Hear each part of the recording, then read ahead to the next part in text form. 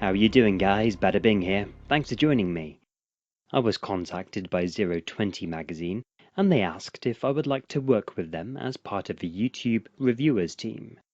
I was flattered, of course, and I graciously accepted this opportunity, and I'm delighted to review the Secutor BELLUM CO2 blowback pistol, a handgun that they actually gave me. Big thanks to them for the support. So make sure you're sat comfortably with a mug of coffee, and let's do this. I had very little knowledge of the brand Secutor prior to receiving this pistol. Basically, Secutor have their products made from the same place in Taiwan where ASG and KJW get much of their stuff. I haven't owned any airsoft guns from those brands, so this will be a new experience for me. The pistol arrives in this red box, and Secutor have a kind of Latin warrior motif with their products that sets them apart from everybody else. I've got to talk about the guy on the lid first, because if I don't, I'll explode. Why is he here? No disrespect to the man, but if you're selling an airsoft replica to a market dominated by men, why would you have a picture of a burly man on the cover? Surely you'd receive more attention if you had a half-nude woman on the box that's only wearing a plate carrier and a pair of boots. Inukatsu did it right. That is how you sell guns, my friend. Tasteful? No, but it works. I also have the feeling that he's about to teach me about the riddle of steel, judging by the way he's kneeling down with his gladius. The secret of steel is always carried with it a mystery. You must learn its riddle, Conan. You must learn its discipline. For no one in this world can you trust. Not men, not women, not beasts. This you can trust. Inside the box, the handgun is well secured with thick foam padding. The manual is basic, but gives clear directions for operations. You receive 2 nozzles, one for summer and one for winter. 2 Allen keys are also included in the box, one that helps you to install the CO2 bulb and the other that adjusts the hop-up. The Bellum pistol itself is similar to the Vertec. Essentially, it has a thinner backstrap than the M92F and other similar handguns. They offer this pistol in 3 colours, black, grey and what looks like bronze. I went for the X version because you can't go wrong with black. This pistol appears to be identical to the KJW M9 series. Spare parts, upgrades, and magazines that are made for the KJW models should be compatible with this. Same goes for the old Tokyo Marui M92F. Besides the plastic grips, everything else is made of metal and finished in a matte black colour which has a metallic speckle to it. Secutor have gone a bit overboard with the Latin inspiration here. It is coming off a little strong. The Bellum has some good features, the most distinct being the 14mm negative threaded outer barrel and the 20mm accessory rail. You could put together a slick looking rig. The sights, they're not good. Both are fixed, although they have replicated a dovetail cut to the front post. But it's still not real. Front and back, they're both blacked out, so they're not going to be very nice to shoot with. Continuing the look of the Vertec style Beretta, this model also does not feature a lanyard loop. The Bellum continues with those finer details that sets it off nicely, such as its front slide serrations and skeletonized hammer. The functions on this pistol are okay. The magazine drops freely and has a positive lock after insertion. Activating the safety, though, feels gritty and doesn't engage with any kind of enthusiasm. It just grinds to a halt. Coming off the safety doesn't snap the lever back under any form of spring tension, so you've got to follow it all the way back with your thumb.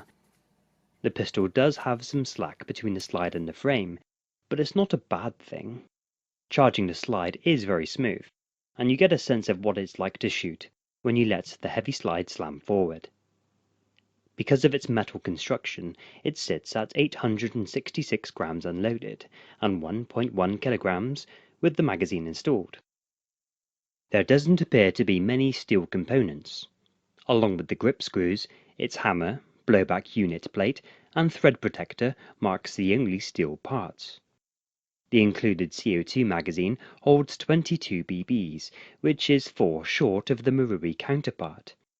The CO2 bulb is installed within the magazine under the screw-on base cap.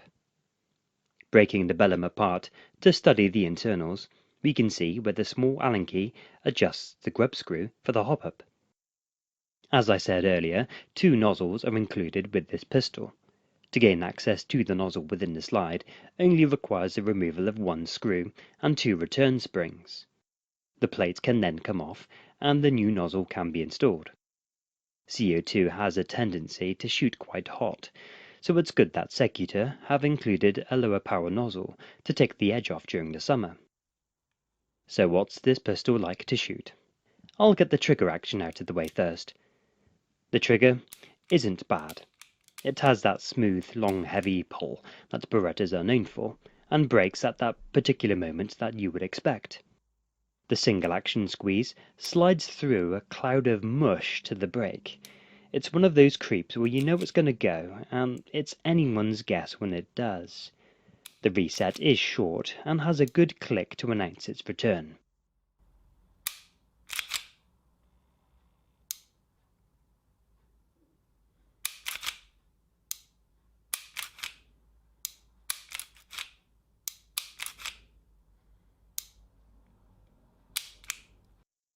Now, the shooting action. Well, to be honest, it's been a bit disappointing, I'm sorry to say. On a brand new CO2 bulb, the pistol was very inconsistent in regards to its action and felt recoil. For several shots it would fire relatively weak, totally unbecoming of a platform that's being run on CO2. Then it'll jump back into life with a couple of hard-kicking, fast-cycling shots, before returning to its weak performance again. It's a bit tricky to show you on camera, but I think this test explains it better. Here you can get an idea of what it's doing. The first few shots run fine, but then the pistol begins to struggle cycling. Being out in the cold worsens this effect and fails to correctly cock the hammer to engage single action mode. Indoors and out of the elements this is less pronounced, although it's definitely a difference that you can feel in hand. I thought this may have something to do with the particular brand of CO2 bulb I was using, but this wasn't the case as I had a couple of brands to choose from. Nor was it an environmental issue, as I was shooting indoors at a comfortable temperature.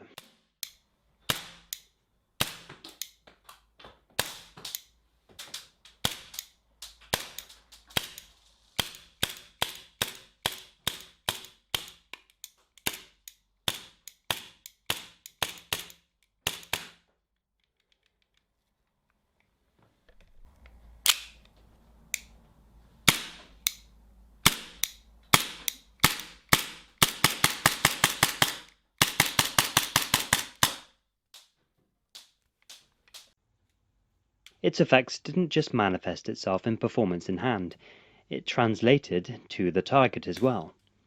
At 20 meters, using Jeff's Bio 3s, I began landing hits onto paper. But the thing was, the flight of those BBs would change from one shot to the next. Often the softer shots would send the BBs downward, as if the hop-up wasn't even on. So I'd aim higher to get the BBs nearer the target, and within 1 or 2 cycles, the point of impact was different again. This time it was high over the paper, over-hopping. So I'd readjust my aim and try again. I think you can tell what happened next. I even tried adjusting the hop-up to compensate for heavier BBs, as well as go the other way for lighter loads, but the pistol was just all over the place. When the BBs do fly nice and straight, they can go quite far, but it's such a letdown with all the shots in between that barely make it past 20 meters.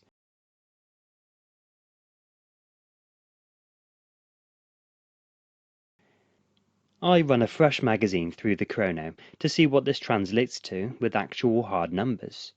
It starts off at 363.4 and fires its last shot at 318 FPS, a total loss of 44 FPS in just one load from the magazine. Now, you'd expect some declination, but 44 FPS is quite a descent. Those numbers plummeted at a steady rate. However, the placement of those shots are still all over the place when it comes to nailing down the accuracy. I decided to give the Bellum the benefit of the doubt by purchasing another magazine to see if there's any improvement. As it shares magazine commonality with other brand M9s, it allows me to make use of the KJW M9 CO2 magazine. Now, there was an improvement. The action felt the same as the odd strong repeated shot that its original magazine created, but it was happening every time now.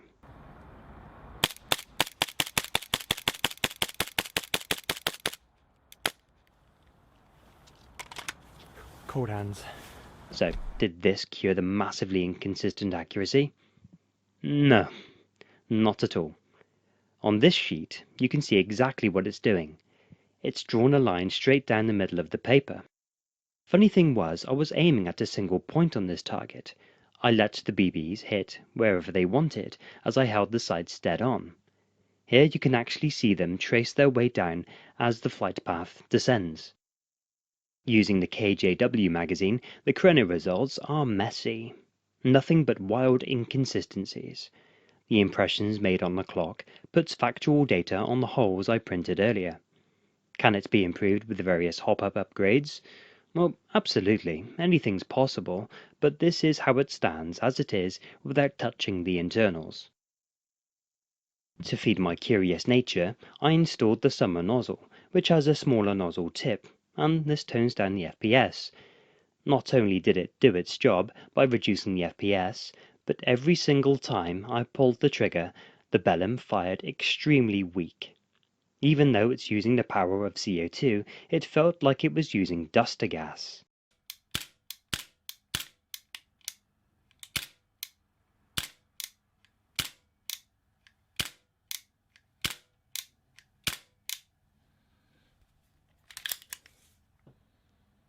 Fresh CO2 bulb with the summer nozzle, and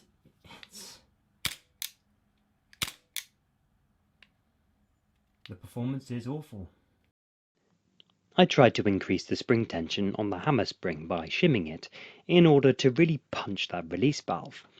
This revealed mediocre results, so installing a stronger hammer spring may not be the solution.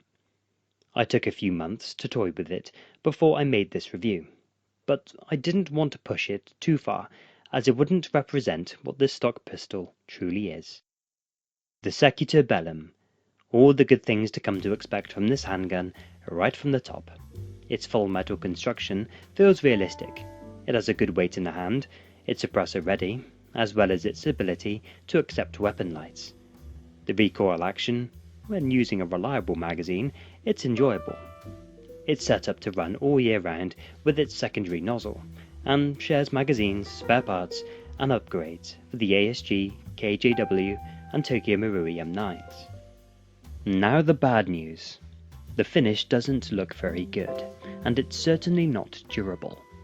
Bare shiny metal is beginning to show on all corners of this pistol.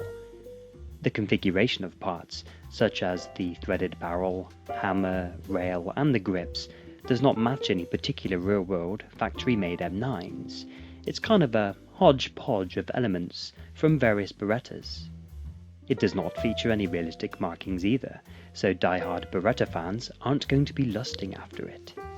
The Latin warrior motif that Secutor are aiming for comes off as corny. The method of hop-up adjustment is annoying. The performance of this pistol isn't good.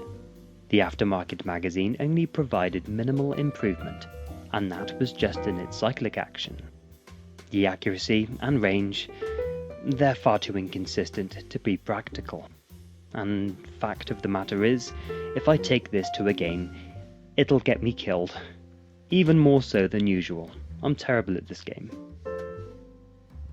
I've spoken with 020 magazine about this, and according to them, their samples appear to be fine. They actually sent me a video of theirs going off, including a brief chrono test, and it's running well, just as you'd expect it to. So much for the riddle of steel. Mine seems to be a lemon. Would the Bellum be something I would recommend to you? Based on my experience, no. If this is a pistol that had your curiosity at one point, and something that you were seriously considering buying, I would highly advise you try before you buy.